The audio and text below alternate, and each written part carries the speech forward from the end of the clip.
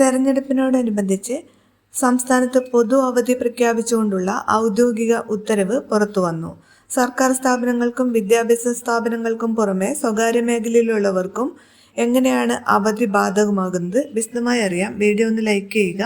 അതുപോലെ ആദ്യമായി ഈ ചാനൽ കാണുന്നവർ ഒന്ന് സബ്സ്ക്രൈബ് ചെയ്യുക. അതുപോലെ ഫേസ്ബുക്കിൽ കൂടി വീഡിയോ കാണുന്നവർ ഒന്ന് ഫോളോ ചെയ്യാനും മറക്കരുത്.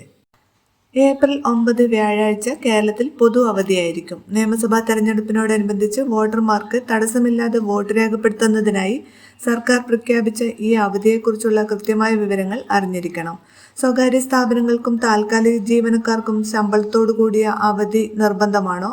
തെരഞ്ഞെടുപ്പ് കമ്മീഷന്റെ പുതിയ നിർദ്ദേശങ്ങൾ എന്തൊക്കെയാണ്? തുടങ്ങിയവ വിശദമായി അറിയാൻ ഈ വീഡിയോ പൂർണ്ണമായും കാണുക. സർക്കാർ ഓഫീസുകൾ, വിദ്യാഭ്യാസ സ്ഥാപനങ്ങൾ, ബാങ്കുകൾ എന്നിവയ്ക്ക് അവധിയായിരിക്കും.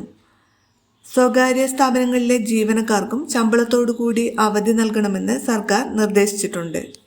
ദിവസവേതനക്കാർക്കും താൽക്കാലിക ജീവനക്കാർക്കും വോട്ട് ചെയ്യുന്നതിനായി ശമ്പളത്തോടു കൂടിയ അവധിക്ക് അർഹതയുണ്ട്. സ്വന്തം മണ്ഡലത്തിന് പുറത്ത് ജോലി ചെയ്യുന്നവർക്കും വോട്ട് ചെയ്യാൻ പോകാനായി അവധി അനുവദിച്ചിട്ടുണ്ട്. വീഡിയോ ഷെയർ ചെയ്യാൻ മറക്കരുത്.